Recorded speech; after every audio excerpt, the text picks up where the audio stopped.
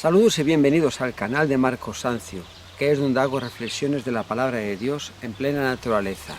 Hoy me encuentro en el Parque Isla de Val y quiero compartir con vosotros unos pasajes que están en la epístola que el apóstol Pablo escribió a los Gálatas. Los Gálatas, pues, eran personas, judíos, que habían guardado la ley y a través de Cristo se habían libertado, pero estaban volviendo de nuevo, creyentes que por un lado guardaban la ley, creían en Jesús y entonces les estaban esclavizando, ¿no? Pesaba más el guardar la ley que la gracia a través de Jesucristo, seguirle en el Espíritu.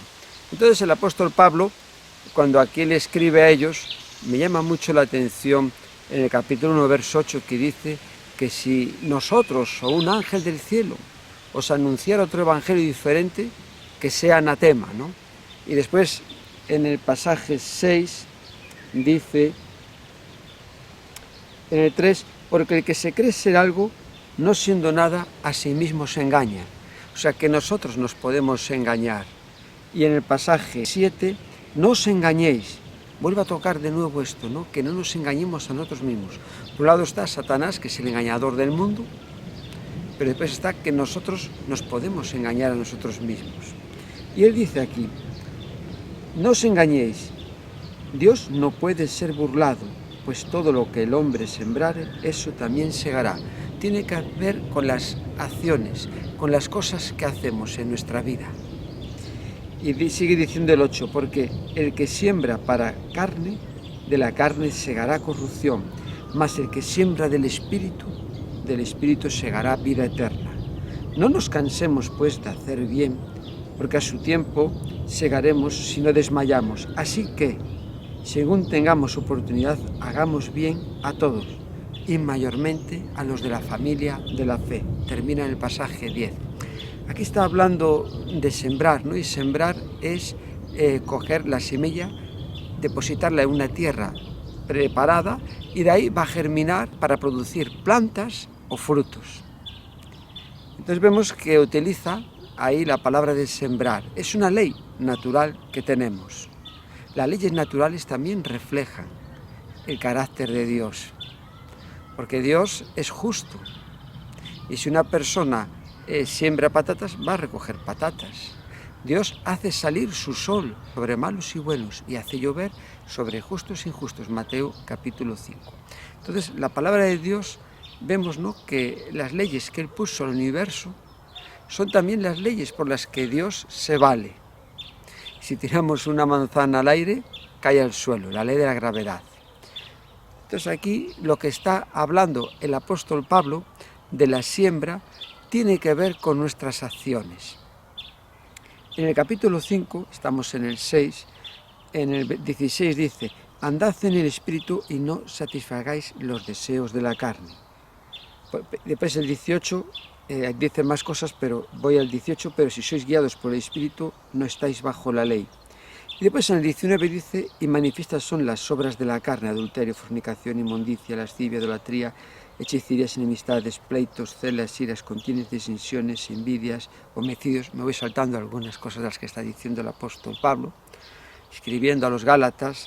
Y aquí vuelve a hablar de la siembra, y en el 8 dice, porque el que siembra para su carne, de la carne segará corrupción, muerte. La Biblia en Romanos 6 dice que la paga del pecado es muerte. Y aquí dice, ¿no?, que andad por el Espíritu, ¿no?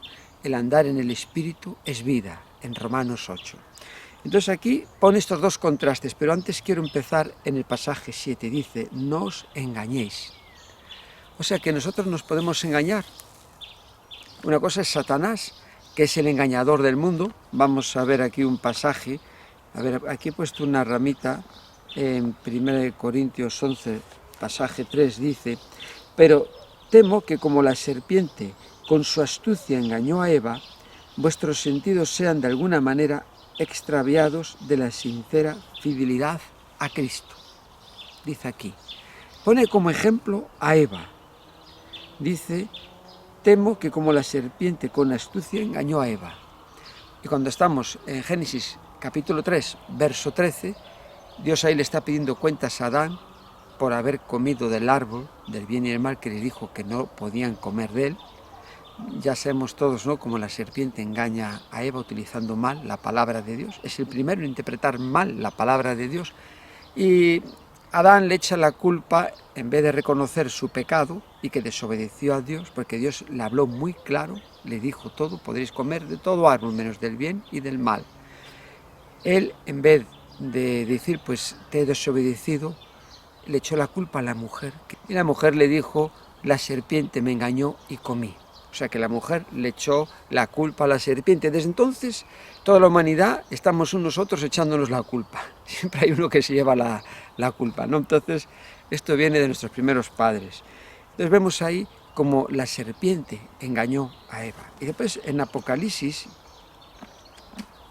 en el capítulo 12 de Apocalipsis, la palabra del Señor dice que Satanás es el engañador del mundo. Dice en el 12:9: y fue lanzado fuera el gran dragón, la serpiente antigua, esa que engañó a Eva. Dice que se llama Diablo y Satanás, el cual engaña al mundo entero. Fue arrojado a la tierra y sus ángeles fueron arrojados con él. Él es el que engaña al mundo entero.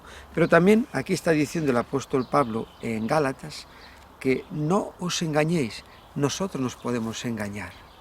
Una vez me dijo una hermana que ya está con el Señor que no hay más ciego que el que no quiere ver. Y a veces nosotros no queremos ver la verdad, no queremos ver nuestros fallos, nuestros errores, pero están ahí. Hay un pasaje que lo voy a buscar que está en Primera de Juan, dice en Primera de Juan 1:9: si confesamos nuestros pecados, Él es fiel y justo para perdonarnos y limpiarnos de toda maldad. Pero dice en el 8: si decimos que no tenemos pecado, nos engañamos a nosotros mismos y la verdad no está en nosotros. ¿Por qué? Porque la palabra de Dios, Dios declara que somos pecadores. Jesús en Lucas 13:3 le dijo a los judíos: antes, si no os arrepentís, todos pereceréis. Y también le dijo en el capítulo 8 de Juan a los judíos: si no creéis que yo soy, moriréis en vuestros pecados. Y le dice en Romanos 3:23: por cuanto todos pecaron, están destituidos de la gloria de Dios. Por eso Dios envió a Jesús para que a través de lo que hizo en la cruz y nuestra fe en Él, nos justifiquemos ante Dios y perdone nuestros pecados. Entonces, ahora que somos cristianos, estamos en la verdad, Él les escribe estas palabras, porque está escribiendo a la iglesia. Y ahí pues había el problema que he comentado al principio, ¿no?, que les dice en el capítulo 5. 1. Estad pues firmes en libertad con que Cristo nos hizo libres y no estéis otra vez sujetos al yugo de la esclavitud. Y les dice el 2. El 3. Y otra vez testifico a todo hombre que se circuncida, que está obligado a guardar toda la ley. Y en el 4: de cierto os desligasteis, los que por la ley os justificasteis de la gracia habéis caído. Los que se quieren justificar por las obras de la ley han caído de la gracia. Estamos bajo las obras de la fe. Estamos bajo la gracia de Dios. Las obras que hacemos son las obras que Dios preparó de antemano para que anduviésemos en ellas, bajo la gracia. Entonces él aquí les dice: no os engañéis. Es muy importante que nos podemos engañar a nosotros mismos. Y él ahí les advierte. Sigue diciendo: Dios no puede ser burlado. Qué bonito es lo que nos comenta aquí, ¿no? Que Dios no puede ser burlado.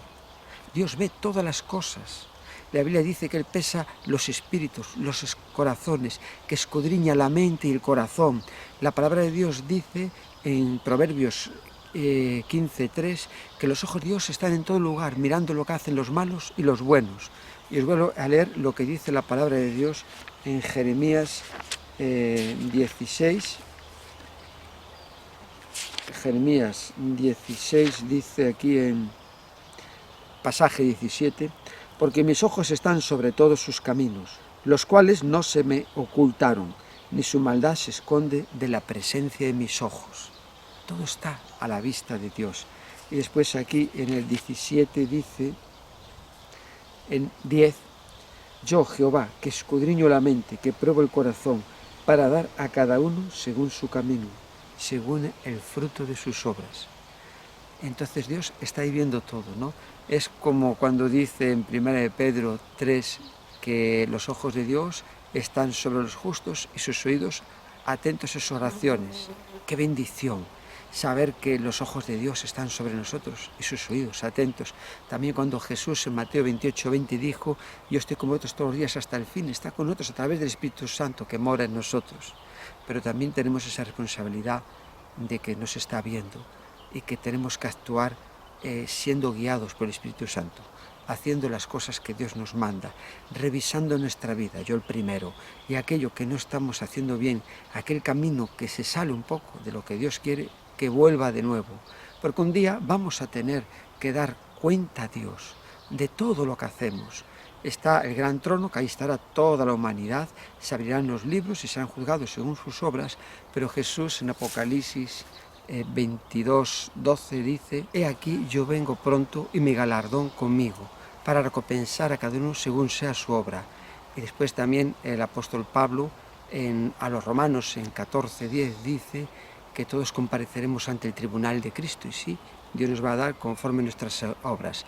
No vamos a ser condenados, pero según a cómo hayamos actuado y caminado en este mundo. La fe, si hemos obedecido a Dios con todo nuestro corazón, mente, fuerzas, alma, si estamos agradando a Dios, si estamos haciendo las cosas que son de la voluntad de Dios. También como cristianos, una vez que somos salvos, tenemos la responsabilidad de vivir una vida en santidad, agradando a Dios y haciendo la voluntad de Dios, y no dando lugar, como dice también el apóstol Pablo a los Efesios 4:27, ni deis lugar al diablo, ¿no? Que no demos pie al diablo, dice en otras versiones.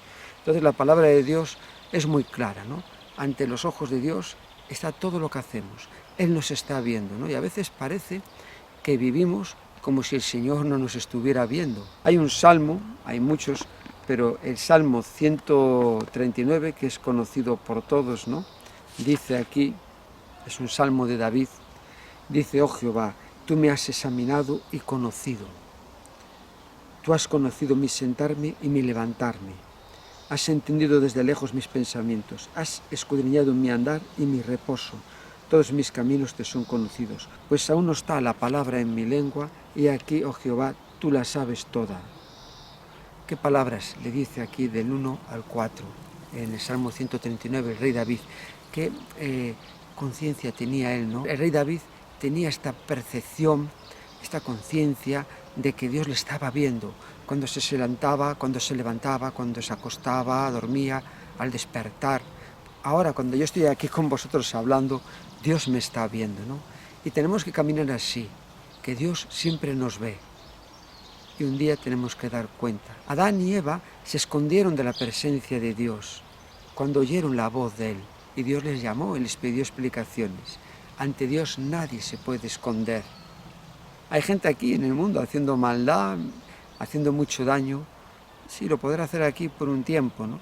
Que se pueden convertir, Dios puede cambiar sus corazones, como está cambiando el corazón de millones de personas, pero si no quieren que Dios haga esa obra en su vida, si les rechazan el Evangelio de Jesús, que es poder de salvación para todo aquel que cree, pues cuando estén ante la presencia de Dios, todo lo que aquí no descubre la ley, lo que los jueces, porque no hay pruebas, no pueden condenar, allí va a decir el Señor, mira, aquí está todo escrito, la motivación y por qué hiciste esto.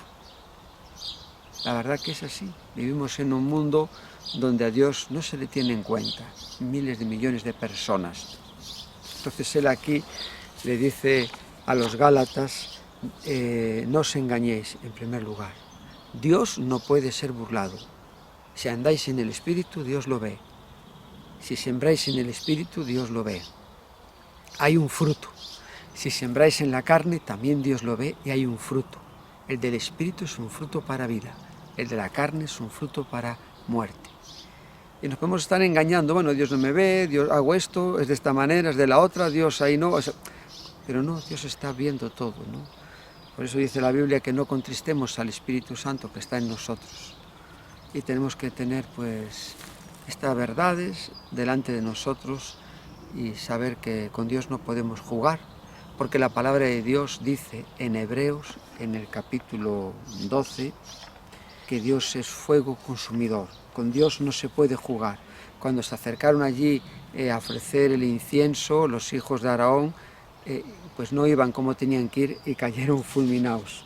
Y aquí en el capítulo 12 dice, Voy a leer el verso 28. Así que, recibiendo nosotros un reino inconmovible, tengamos gratitud y mediante ella sirvamos a Dios agradándole con temor y reverencia, porque nuestro Dios es fuego consumidor.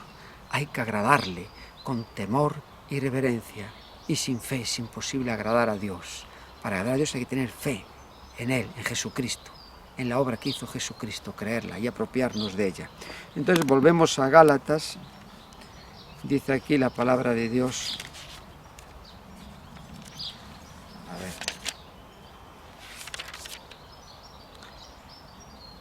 Pues todo lo que el hombre sembrare, eso segará.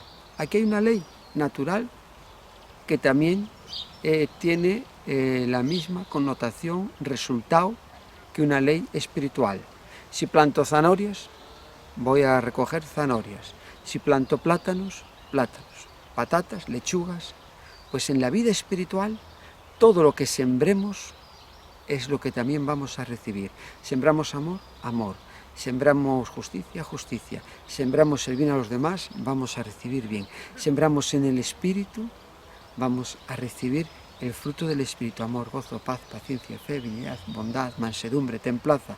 Sembramos en la carne adulterio, mentira, hechicerías, lascivia, orgías, borrachera, o sea, todas esas cosas que señalan la palabra.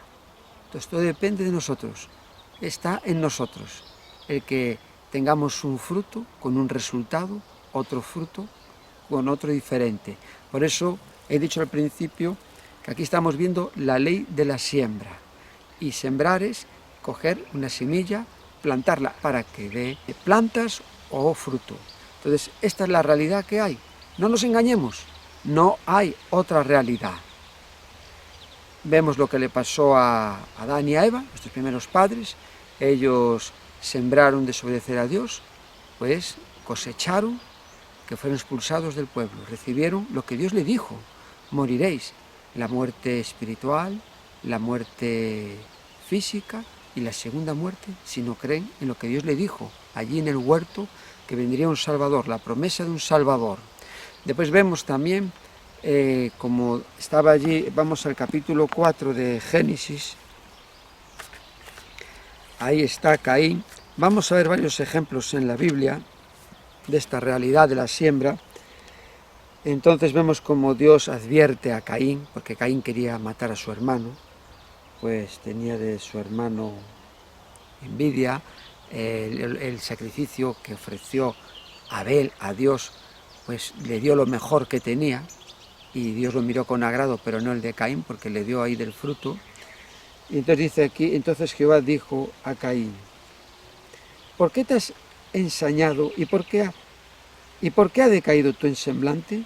Si bien hicieres, no serás enaltecido, y si no hicieres bien, el pecado está a la puerta.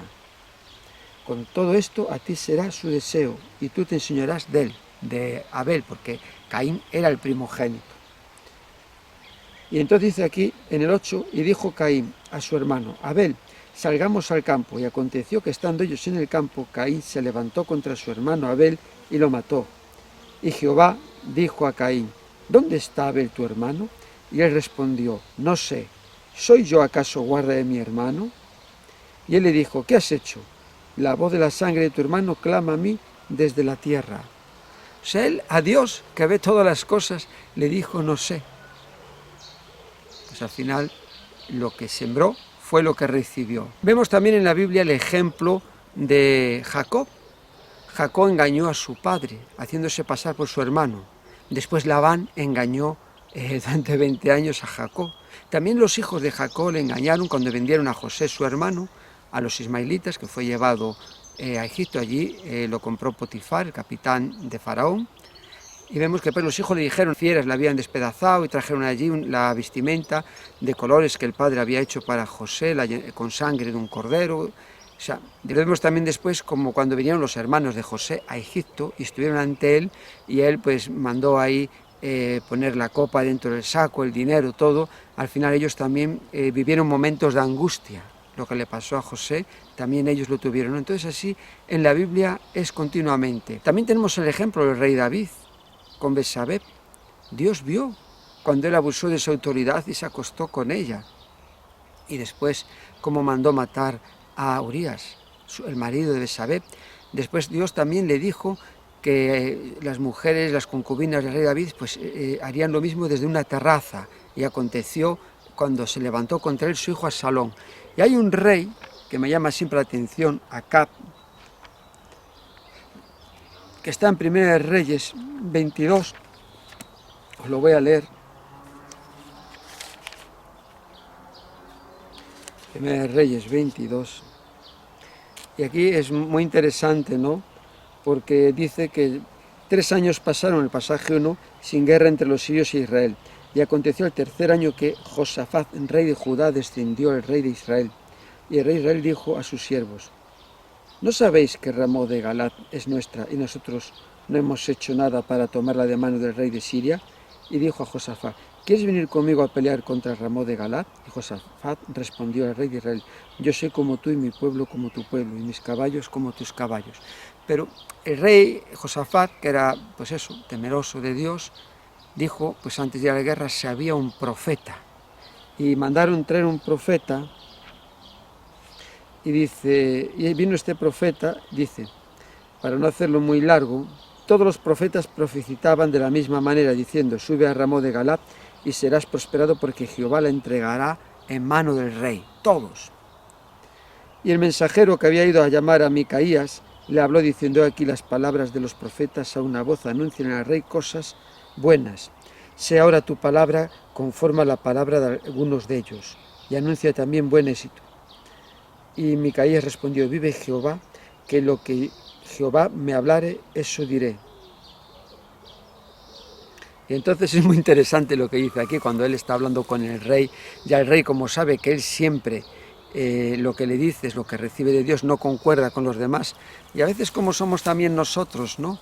Que cuando hay situaciones vamos a aquel hermano que sabemos que nos va a dar un abrazo, nos va a dar cariño, pero hay otros que nos van a decir, a corregir y bueno, pues un poco a lo mejor ponernos las pilas, como se dice, ¿no? Pero nosotros también a veces hacemos igual. A este hermano no le cuento esto porque se va a enfadar, va a hacer esto, me va un poco pues a decir que no estoy obrando bien. O sea, cosas, ¿no? Vamos al que ya es mano abierta. Esto pasa en todos los lados, en las familias, en todos, ¿no? Y dice, y el rey le dijo, y vino pues al rey, y el rey le dijo: Micaías, ¿iremos a pelear contra Ramot de Galat o la dejaremos? Él le respondió: sube y serás prosperado, y Jehová la entregará en mano del rey. Y el rey le dijo: ¿hasta cuántas veces he de exigirte que no me digas sino la verdad en el nombre de Jehová? Entonces él dijo: yo vi a todo Israel esparcido por los montes, como ovejas que no tienen pastor. Y Jehová dijo: estos que no tienen señor, vuélvase cada uno a su casa en paz, ¿no? Como diciendo, el rey va a morir. Entonces Acaz idea un plan con Josafat, y es que Acaz se pone unas ropas que no son de rey, y Josafat se pone las ropas del rey. Y quieren, como queriendo, como antes he dicho, Dios no puede ser burlado, ¿no?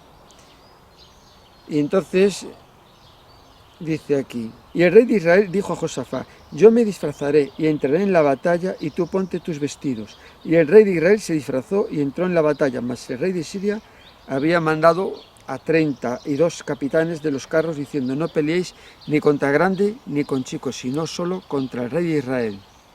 Y claro, cuando vieron con las ropas reales a Josafat, fueron tras él, pegó un grito y le dejaron. Pero dice aquí, en el pasaje 34, y un hombre disparó su arco a la aventura, hirió al rey de Israel por entre las junturas de la armadura, por lo que dijo él a su cochero: da la vuelta y sácame del campo, pues estoy herido. Y después dice aquí, pasaje 35, pero la batalla había arreciado aquel día y el rey estuvo en su carro delante de los sirios. Y a la tarde murió, y la sangre de la herida corría por el fondo del carro. Entonces vemos que al final este rey murió. Dios no puede ser burlado, aunque nos disfracemos, aunque nos escondemos como Adán y como Eva. Todo lo que el hombre sembrare, eso segará.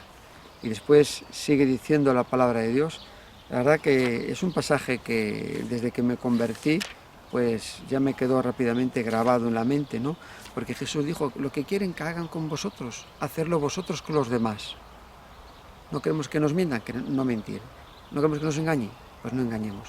No queremos que nos den pesa falsa, no la demos tampoco. Queremos que nos den amor, pues dar también amor.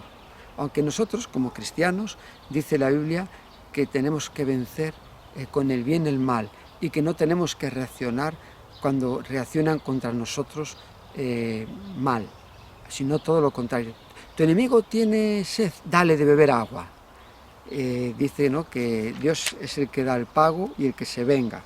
Y aquí en Gálatas sigue diciendo la respuesta, dice, porque el que siembra para su carne, de la carne segará corrupción, mas el que siembra para el Espíritu, del Espíritu segará vida eterna. No nos cansemos, dice, pues, de hacer bien. No hay que cansarse. Ahí dice, no nos cansemos, porque el hacer bien es algo que, valga la redundancia de la palabra, siempre nos va a hacer bien. Y dice aquí, porque a su tiempo segaremos, a su tiempo, aunque parece que no lo estamos viendo, pero cuando estamos ahí siendo fieles al Señor, orando, sirviéndole, ayudando a los demás, pues Dios nos está viendo, ¿no? Es también como en la oración que Jesús dijo, pues tú cuando entres en Mateo, en el capítulo 6, entra en tu cuarto y allí en lo secreto tu Padre te ve y tu Padre que ve en lo secreto te recompensará en público. Dios ve cuando estamos ahí haciendo trabajos que nadie quiere en la iglesia o en nuestro trabajo. Estamos ahí haciendo cosas, trabajando para el Señor, no somos como los demás. Y a veces parece que estamos buscando que nos den la medalla, como los fariseos, que nos reconozcan las cosas, que nosotros tenemos que hacer en nuestro trabajo. Y Jesús dijo en Juan 12:26, si alguno me sirviere, mi Padre le honrará. Entonces tenemos que estar donde Dios nos ponga, tanto pues en la entrada de la iglesia recibiendo hermanos, como después repartiendo folletos, en la obra social, en la alabanza, con los que están compartiendo la palabra, enseñando como pastor. Donde estemos, tenemos siempre que estar ahí haciéndolo para el Señor y no preocuparnos del reconocimiento, porque Dios siempre cumple su palabra. Hay varias que Dios no puede hacer, y una de ellas es mentir. Y lo que Dios promete se cumple siempre. Entonces, tengamos esa confianza en el Señor, que donde estemos, no miremos si no ven los demás o que los demás no lo están haciendo, no. Yo lo hago para ti, Señor, y te doy mi vida, mi tiempo. Gloria a Dios. Entonces aquí vemos, ¿no?, que dice, no nos cansemos pues de hacer bien, porque a su tiempo segaremos si no desmayamos. Así que, según tengamos oportunidad, hagamos bien a todos y mayormente a los de la familia de la fe. Según tengamos oportunidad, cuando veamos la oportunidad, hagamos bien a todos y mayormente a los hermanos en Cristo. Hay un pasaje de la Escritura para terminar que está en Hebreos capítulo 13, 16, que dice, y de hacer bien y de la ayuda mutua no os olvidéis, porque de tales sacrificios se agrada a Dios. Dios se agrada de cuando hacemos bien, porque Dios es bien, de Él viene toda buena dádiva. Aquí estamos viendo la ley espiritual de la siembra en nuestras acciones, pero también Jesús en Mateo 13, cuando habló de la parábola del sembrador, ahí nos enseñó cómo sembrar la palabra de Dios, la que cae junto al camino, la que cae entre espinos, pedregales y la que cae en buena tierra. Entonces estamos viendo que las leyes naturales también se cumplen en las leyes espirituales. Sembrar la palabra de Dios, si la sembramos, parte pues va a dar su fruto. Si no la sembramos no va a dar nada. Si no sale el sembrador, porque va a llover, el año que viene en telediario anuncian que es tormenta, que es nieve, pues no. Hay que salir a pesar del tiempo que haga, de las circunstancias. Si la gente si dicen que la gente en este país tiene un corazón muy duro, que ahí los misioneros todos no hacen nada, que es imposible, no hay un corazón tan duro que Dios no pueda quebrantar, como no hay un pecado tan grande que Dios no pueda perdonar. Entonces tenemos que tener siempre confianza en Dios, en su palabra, y aprender de las leyes naturales, que también son principios para las leyes espirituales. Que Dios os bendiga grandemente y espero que todo lo que os he comentado hoy sobre la ley espiritual de la siembra sea de bendición para vuestras vidas.